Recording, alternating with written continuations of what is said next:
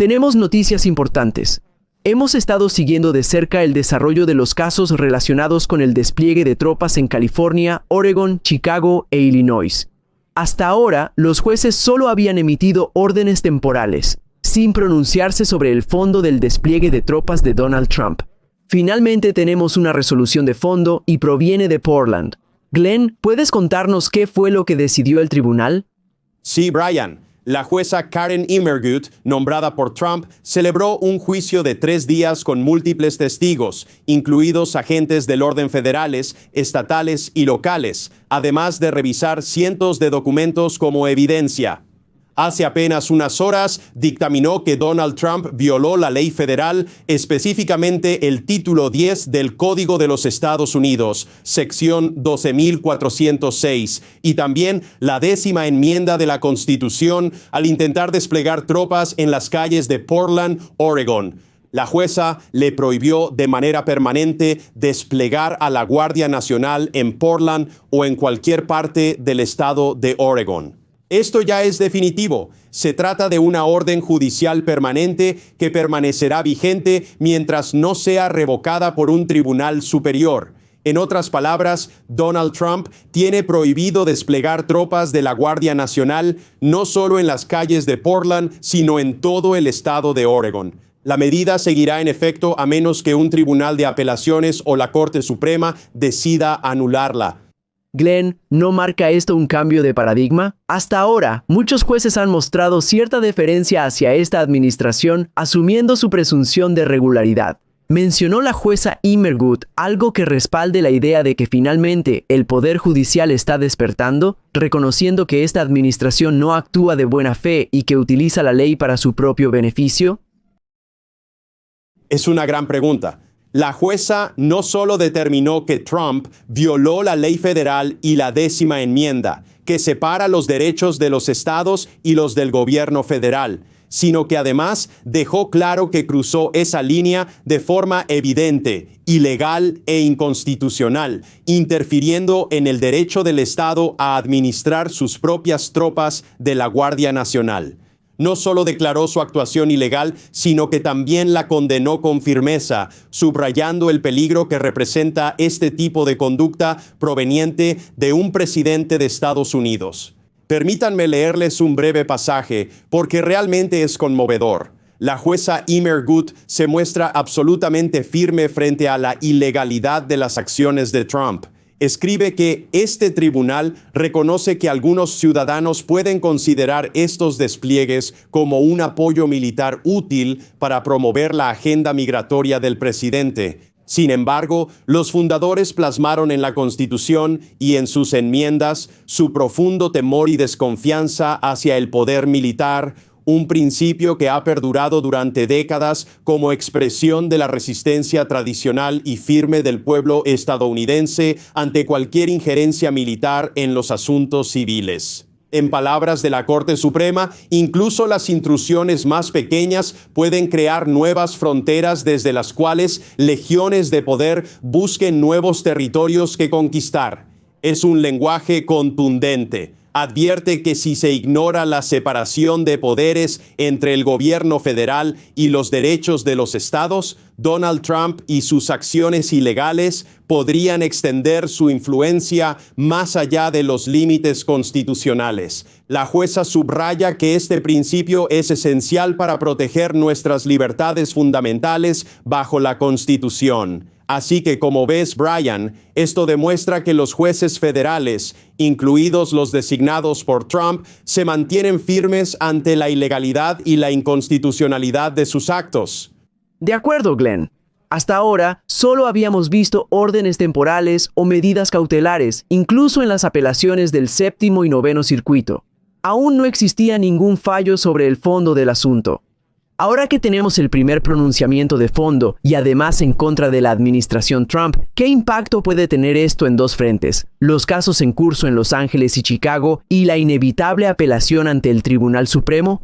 ¿Sabes? No quiero exagerar el precedente que esto podría sentar en otras jurisdicciones si Trump intentara hacer lo mismo, una auténtica barbaridad inconstitucional. La razón por la que no quiero generalizar demasiado es que la jueza Immergut deja claro que en este juicio lo que ella evaluaba era un caso específico.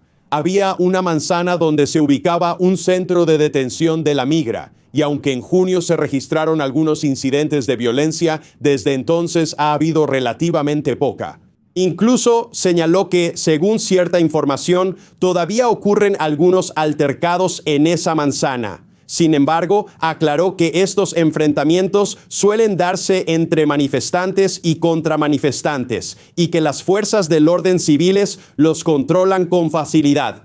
Así que, como ven, se trata de una declaración importante y me encantó el lenguaje que utilizó para subrayar el peligro de ignorar una violación de los derechos del Estado por parte del gobierno federal.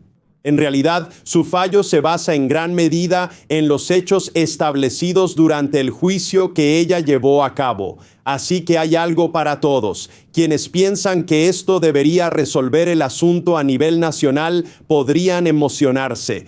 Pero la realidad es un poco más matizada. Solo aborda las circunstancias específicas que ella determinó durante ese litigio. ¿Hay alguna señal de que el equipo de Donald Trump planea apelar? Que yo sepa, no. Esta es una resolución reciente de la jueza Immergut. Pero, ¿cuándo ha dejado la administración Trump de apelar un fallo en su contra? Bueno, pregunto esto porque existe cierta preocupación. El séptimo circuito no es necesariamente un bastión conservador como el 11º circuito. ¿Podría esto significar que, si apelan un fallo desfavorable sobre el fondo, ese fallo de primera instancia no siente precedente? En cambio, una vez que el caso llega al Tribunal de Apelaciones, sí establece precedente. ¿Podría esto ser motivo de preocupación o incluso una razón para que la administración Trump reconsidere apelar de inmediato? Sí, Brian. Hay muchos factores en juego en distintas jurisdicciones. Como recordarán nuestros televidentes, hubo un litigio por el intento de Trump de desplegar tropas de la Guardia Nacional en Chicago. Ese caso sigue pendiente en el Tribunal de Apelaciones del Séptimo Circuito y Trump está intentando llevarlo hasta la Corte Suprema. En el 9º circuito, que incluye Oregon y California, también hay litigios en curso, y esto es algo que casi puedo garantizar, aunque, sinceramente, no es una noticia que me alegre dar. Creo que todos estos casos se consolidarán y llegarán a la Corte Suprema.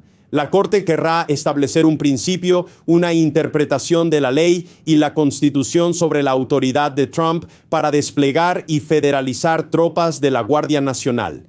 Luego lo devolverán a los estados y tribunales federales inferiores para que implementen lo que la Corte Suprema decida. Si tuviera que apostar $1, que es todo lo que arriesgo, diría que probablemente esto implicará una expansión del poder presidencial. Me atrevo a pensar que eso es lo que el Tribunal Supremo podría decidir de nuevo. Al final, todo esto no es en vano. Los casos seguirán su curso hasta ser consolidados y resueltos por la Corte Suprema.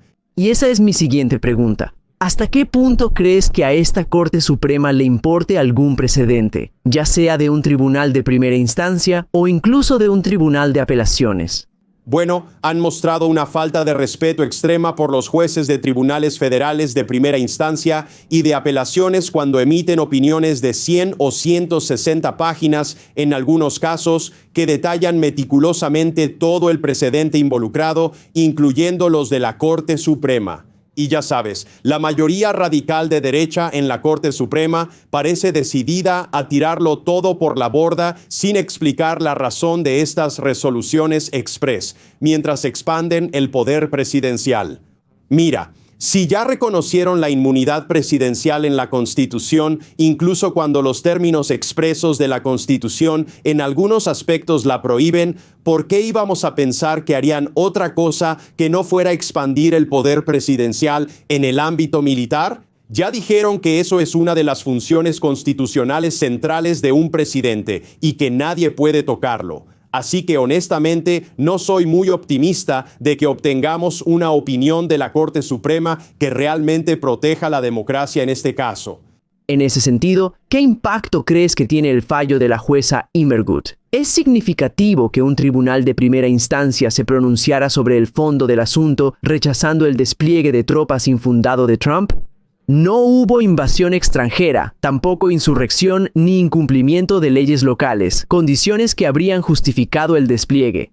Esta jueza lo reconoció y falló en consecuencia. ¿Crees que esto tiene peso, al menos en cuanto al poder judicial, como un baluarte contra Donald Trump? Generalmente lo veo así, Brian. La presión hace que las tuberías revienten y hay una presión creciente de los jueces federales, incluidos los nombrados por Trump, así como jueces designados por Reagan, George H.W. Bush y George W. Bush, quienes han fallado de manera consistente y vocal contra la anarquía, la inconstitucionalidad y el abuso de poder de Trump. Todo eso debería generar presión.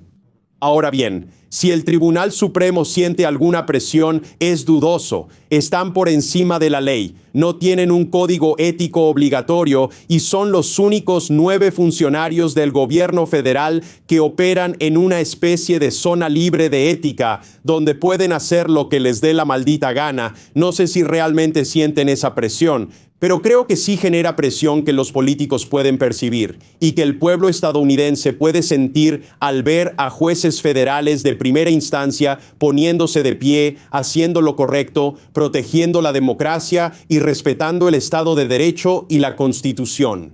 Se convierte en una expectativa poderosa de cómo se supone que debe funcionar una democracia. Por eso sigo pensando que genera presión.